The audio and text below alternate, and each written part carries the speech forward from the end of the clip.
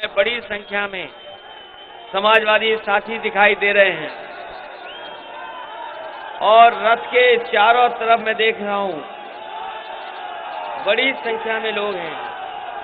मैं सबसे पहले आप सबको नए वर्ष की बहुत बहुत बधाई और शुभकामनाएं देना चाहता हूं। ये नया वर्ष जहां तारीख बदलने से आया है और हमें उम्मीद है कि इस नए वर्ष में उत्तर प्रदेश में भी बदलाव होगा और यहां का किसान, नौजवान, व्यापारी, कोई वर्ग ऐसा नहीं है जो बदलाव ना चाहता हो, परिवर्तन ना चाहता हो, क्योंकि पिछले लगभग 4.5 साल से ज्यादा के समय में उत्तर प्रदेश की जनता को दुख मिला है, तकलीफ मिली है, परेशानियां मिली हैं और जहां विकास हो जाना चाहिए था, आज विकास पूरी तरीके से ठप दिखाई दे रहा है। विकास आगे नहीं बढ़ पा रहा है और उसका परिणाम है कि जहां किसान दुखी, जिसको आय दोगुनी मिलनी थी, किसान की आय दोगुनी नहीं हुई और हमारे नौजवान को नौकरी, रोजगार मिल जाता, वो आज रोजगार और नौकरी भी नहीं है। जहां व्यापार को बढ़ावा मिलना चाहिए था, वो व्यापार भी अब उस गति से नहीं बढ़ पा रहा है, जिसके कारण आज महंगाई भी बढ़ी है, बेरोजगारी भी बढ़ी है और हम किसी भी आंकड़े को उठा करके देख लें, आज उत्तर प्रदेश हर आंकड़े में पीछे दिखाई दे रही है। चाहे स्वास्थ्य के आंकड़े हों देश के, उसमें आपका उत्तर प्रदेश बहुत पीछे दिखाई दे रहा है। शिक्षा के क्षेत्र में भी जहां आगे बढ़ना चाहिए था, आगे नहीं बढ़ रहा है, पीछे बढ़ रहा है। और अगर हम कोरोना के कार्यकाल को देखें और जिस तरीके से सरकार का कामकाज रहा है, उत्तर प्रदेश की प्राइमरी पढ़ाई से लेकर के जो यूनिवर्सिटी, डिग्री कॉलेज में पढ़ाई थी, पूरी तरीके से ठप है।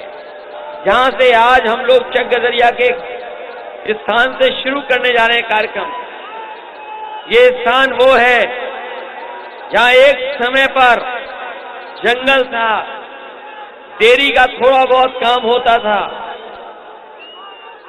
समाजवादी सरकार में एक चक गदरिया न केवल लखनऊ के लिए बल्कि देश के लिए उदाहरण बनता है, जहां एक जगह पर एक शहरी विकास कैसे किया जा सकता है। एक शहरी विकास क्या होता है, सड़कें कैसी हों, फुटपाथ कैसा हो, बिजली के खंभे कैसे हों, स्वास्थ्य सेवाएं कैसी हों और आज के समय पर जो आधुनिक पढ़ाई है या ट्रेनिंग किस तरीके से हो, उसका भी बड़े पैमाने पर यहाँ इंतजाम हुआ है। ये जितना विकास यहाँ दिखाई दे रहा है, ये पूरा का पूरा विकास समाजवादी सरकार का है। इस काम को आगे सरकार नहीं बढ़ा पाई। ये काम जो शुरू हुए थे, जहां से शुरू हुए वहीं के वहीं है। इन कामों को पूरा नहीं सरकार ने किया और इस सरकार ने पूरा इसलिए नहीं किया क्योंकि ये समाजवादी सरकार के काम थे। और मैं कहना चाहता हूं, इसमें समाजवादियों की बड़ी देन है कि आज दुनिया से अगर जोड़ने का काम किसी सरकार में हुआ है तो यही एचसीएल पीछे दिखाई दे रहा है, जहां पे हजारों की संख्या में प्रोफेशनल लोगों को जो आज के समय की नौकरियां वो लोग कर रहे हैं। मुझे अच्छी तरह याद है जिस समय एचसीएल का उद्घाटन हुआ था, बच्चों के साथ साथ उनके माँ बाप भी आए थे।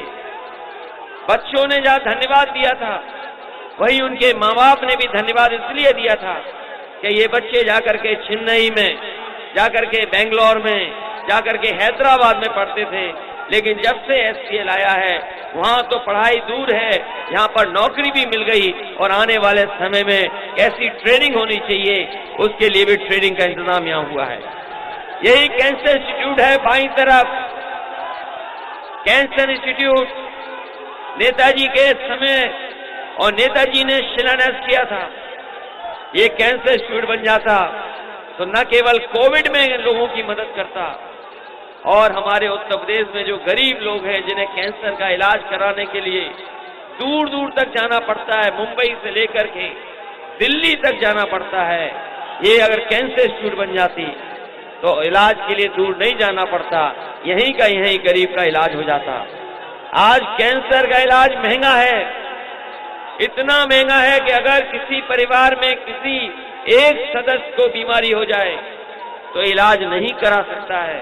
ये समाजवादी सरकार की देन है कि कैंसर इंस्टीट्यूट बनकर के तैयार हो जाता तो गरीब को कहीं नहीं जाना पड़ता, यहीं पर फ्री इलाज, सस्ते में इलाज गरीब को मिल जाता।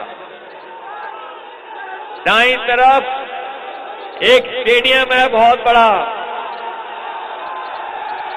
याद होगा जब यहां पर क्रिकेट का मैच हुआ था, जिस समय T20 हुआ था, उस समय जिसने भी देखा स्टेडियम को उसने कहा कि ऐसा देश में स्टेडियम नहीं बना है, उतना शानदार और आधुनिक स्टेडियम बनकर के तैयार हुआ है। और बाबा मुख्यमंत्री, जो बाबा मुख्यमंत्री हैं, उन्हें कोई बड़ा काम अगर करना पड़ता है, आयोजन करना पड़ता है, तो वो अपने बनाए हुए स्टेडियम को नहीं ढूंढते हैं, आपके बनाए हुए स्टेडियम में आकर के कार्यक्रम करते हैं। बच्चों को अभी जब स्मार्टफोन और टैबलेट मिले थे तो याद कीजिए बाबा मुख्यमंत्री ने यही स्टेडियम में आकर के कार्यक्रम किया था, उनके पास कोई दूसरा स्थान नहीं था। जिस समय ओलंपिक के खिलाड़ियों का सम्मान करना था उस समय भी उनका कोई स्टेडियम ऐसा नहीं था, कोई ऐसी जगह नहीं थी जहां पर ओलंपिक में हमारे देश का जिन्होंने नाम रोशन किया था उन्हें कहीं सम्मान दिला सके, यही स्टेडियम में आकर के उनका सम्मान करने का काम हुआ था। ये समाजवादियों ने ये स्टेडियम बनाया क्योंकि खेल भावना को और खेल को हम पहचानते हैं, खेल को समझते हैं कि बताओ बाबा मुख्यमंत्री क्या क्रिकेट खेल सकते हैं क्या? बताओ बाबा मुख्यमंत्री क्या बॉलिंग कर सकते हैं? क्या बाबा मुख्यमंत्री बैटिंग कर सकते हैं? क्या बाबा मुख्यमंत्री विकेट कीपर बनकर के बॉल पकड़ सकते हैं?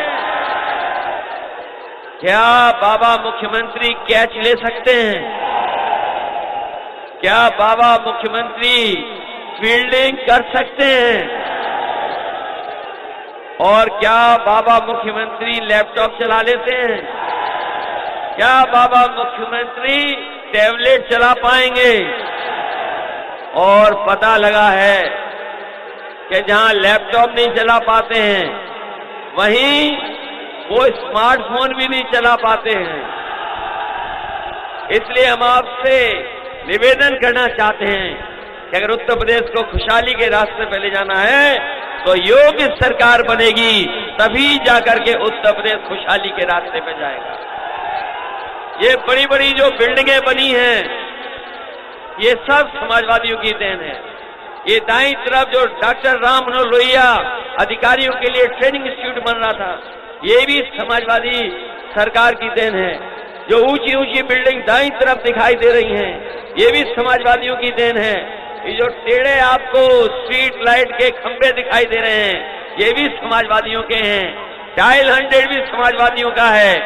जो बड़ा सा एक पुलिस हेडक्वार्टर बना है जो समाजवादी सरकार में बना था, देश के डीजीपी आए थे, वो कह के गए थे कि इससे आधुनिक और एक जगह बैठ करके कानून व्यवस्था को ठीक रखने के लिए अधिकारियों की बैठने की कोई जगह नहीं है, ऐसी जो उत्तर प्रदेश में समाजवादियों ने बना करके दी है। यही नहीं, अस्पताल बनना था लोहिया इंस्टीट्यूट का, वो भी आधा अधूरा पड़ा हुआ है। एक स्कूल बना है संस्कृति, ये दिल्ली वाले जानते होंगे, जो दिल्ली में कभी कभी जाते होंगे एडमिशन कराने के लिए। देश का दिल्ली में ऐसा संस्कृति स्कूल है, आप किसकी भी सिफारिश करा लो आपको एडमिशन नहीं मिल सकता है। अगर ये इंस्टीट्यूशन बन जाता, ये संस्था बन जाती तो यहां भी बच्चों को पढ़ने का मौका मिल जाता, लेकिन बाबा मुख्यमंत्री ने इसको बनने का काम नहीं दिया। ये केवल विकास के दुश्मन नहीं है, ये अल्पसंख्यकों के भी दुश्मन हैं। और ये बात मैं इसलिए कहता हूं, अल्पसंख्यकों के दुश्मन जिस समय ये सरकार में आए, पूरे दिल्ली की लोकसभा में और उत्तर प्रदेश की विधानसभा में बैठने के लिए एंग्लो इंडियन लोगों के लिए रिजर्वेशन था। उस रिजर्वेशन को अगर किसी ने खत्म किया है तो ये भारतीय जनता पार्टी ने है। किसानों के आंदोलन को लेकर के कितने हमारे सिख भाई जो आंदोलन में गए थे, कितना अन्याय हुआ। सड़कों पे कीलें लगा दी गई, बोल्डर लगा दिए गए, गड्ढे खोद दिए गए। 600-700 हमारे सिख भाई जो किसान थे, किसानों की जान चली गई, शहीद हो गए। और अब केवल अपनी वाहवाही के नाम पर छापे मारे जा रहे हैं।